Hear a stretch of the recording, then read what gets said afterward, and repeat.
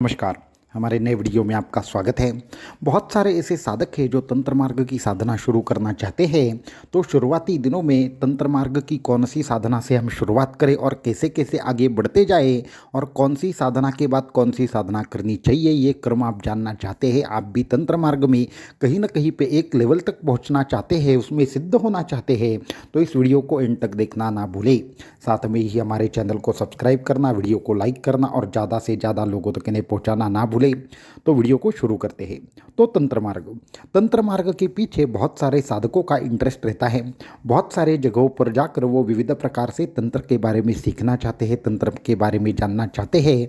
वैसे तंत्र मार्ग की सिद्धियाँ भी अद्भुत है, जैसे कि भविष्य दर्शन दिखाई देना, इसके साथ में पूर्व जन्म और पूर्व जन्म के बाद होने वाली सभी घटनाओं के बारे में देख पाना, भविष्य में बहुत आगे होने वाली घटनाओं के बारे में देख पाना, सभी प्रकार से भूत प्रेत पिशाचों से बातें कर पाना। इसके साथ में ही अनेकों ऐसी सिद्धियां हैं जो तंत्र मार्ग आपको देता है। इसके साथ में आपके इष्ट के दर्शन, शरीर सिद्धि, मंत्र सिद्धि और यंत्र सिद्धि आदि चीज़ें तंत्र मार्ग में जरूर होती है। तो जब सामान्य साधक रहते हैं, वो तंत्र मार्ग अगर घर पर उनकी साधना करना चाहते हैं तो वो क्या करते हैं, सबसे पहले दश महाविद्याओं के बारे में सोचते हैं, नहीं तो अन्य किसी साधना के बारे में पकड़कर उस साधना को करना शुरू कर देते हैं, परंतु कभी भी उनको अनुभूति नहीं आती। ऐसा फिर होता है, 2 साल 3 साल 4 साल गुजर जाते हैं और उसके बाद वह ऐसा उनको लगता है कि तंत्र मार्ग में कोई भी शक्ति नहीं है या फिर तंत्र मार्ग हमारे लिए नहीं है। असली बात यही है कि तंत्र मार्ग की साधना का एक क्रम रहता है। एक क्रम से अगर साधना की जाए तो सामान्य साधक भी सिद्ध बन सकता है, परंतु उसको क्रम पता होना चाहिए। जैसे कि हम आपको बताना चाहेंगे कि कैसा क्रम है तंत्र साधना के मार्ग का। तो तंत्र साधना में सबसे महत्वपूर्ण ऐसे 5 अंग हम बताएंगे, जिसकी अगर आप ठीक से चीज़ें समझ कर लोगे तो आप भी तंत्र मार्ग के उत्तम साधक बन सकते हैं। तो तंत्र मार्ग के साधक को साधना कहाँ से शुरू करनी चाहिए और कौन सी साधना पहले करनी चाहिए वो भी हम बताएंगे।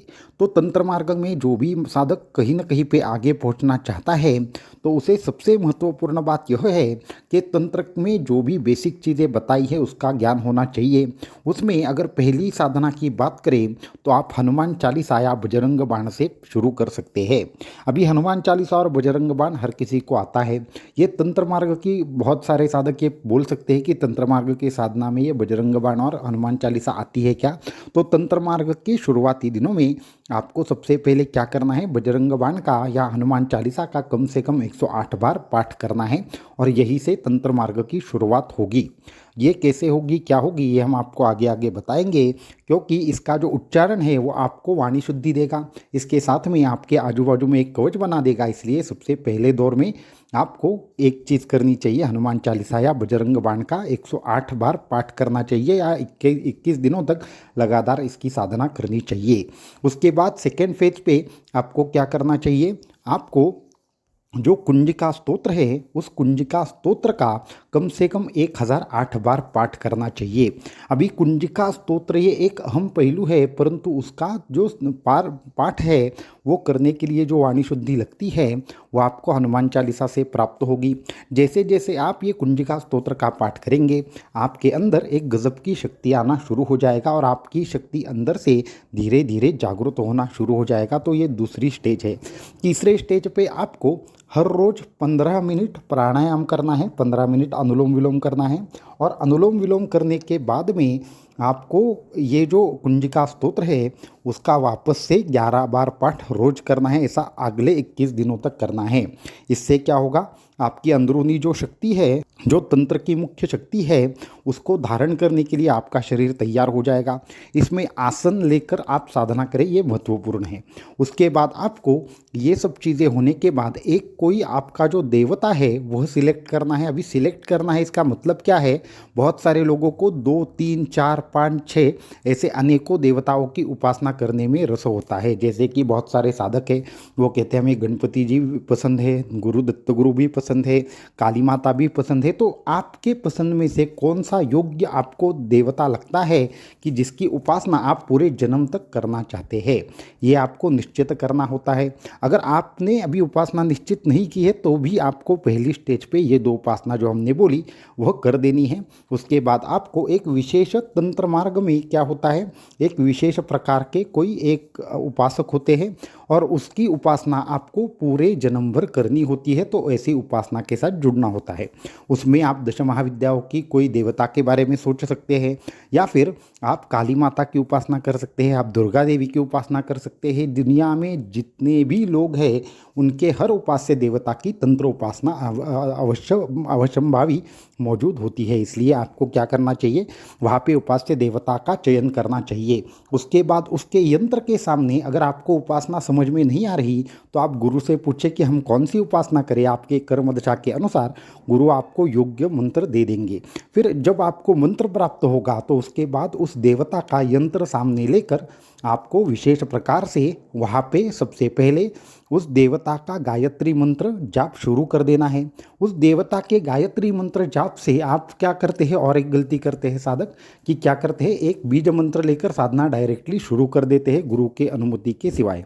तो ऐसा नहीं करना है। अगर आपने किसी गुरु से विशेष मंत्र नहीं लिया है तो आपको सबसे पहले उस देवता का गायत्री मंत्र जो रहेगा उसका जाप करना है। वो कितने बार करना है, कम से कम आपको एक हर रोज 11 माला ऐसा आपको कम से कम 21 या 25 दिनों तक जाप करना है। ये विधि उनके लिए है जो सच में धीरे धीरे तंत्र मार्ग में उच्चतम लेवल पर जाना चाहते हैं। अगर कार्य के अनुसार आपको साधना करनी है तो उसके कुछ अलग चीज़ें हैं, वो हम आपको बाद में अगले वीडियो में बताएंगे, परंतु ये क्रम आप समझ कर लीजिए। उसके बाद हमने क्या कहा कि आपको कम से कम 21 दिनों तक या फिर 1 महीने तक गायत्री मंत्र का विशेष देवता के जाप करना है। उसके बाद उसका योग्य जो मंत्र रहेगा या बीज मंत्र रहेगा उसकी आपको साधना शुरू कर देनी है, उसका 1.25 लाख जाप करना है। ये विधि अगर आप पूर्ण तरीके से फॉलो करेंगे तो आपकी अंदर की शक्तियाँ है वो ज़बरदस्त तरीके से बढ़ना शुरू हो जाएगा। आखिर तंत्र क्या है, तो जो हमारे शरीर में जो ऊर्जा की विविध प्रकार की शक्तियाँ है उसको जागृत करने का जो कार्य है वह तंत्र करता है। इसलिए अगर इस क्रम से आप जाएंगे तो तंत्र के उच्चतम शिखर पर पहुंचने से आपको कोई नहीं रोक सकता। ये पूरा जो क्रम है वो सभी साधकों के लिए वैसा ही है। अभी जो लोग काम्य उपासना करना चाहते हैं उनके लिए जो मंत्र है वो आप हमसे पूछ सकते हैं, या फिर आपको जिनसे योग्य लगे उनसे पूछकर उस मंत्र का जाप कर सकते हैं। परंतु तंत्र में आपको संयम की आवश्यकता होती है। जो साधक तकरीबन 108 दिन तंत्र को देंगे उनको तंत्र सिद्धि अवश्य हो जाती है।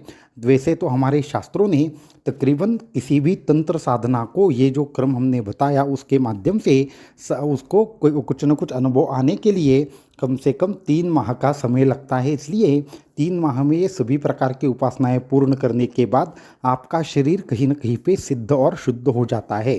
इसमें भी मंत्र जाप करते वक्त आप कितनी एकाग्रता देते हैं, इसके साथ में आप कितना उसके अपने देवता के प्रति आपका भक्ति भाव है और आपकी अंतःकरण शुद्धि कितनी हो चुकी है, इन सभी बातों पर आपका जो निर्णय होगा वह निर्भर करता है और आपको कितनी जल्द तंत्र सिद्धि होगी ये भी निश्चित होता है। अवधूत चिंतन श्री गुरुदेव दत्त।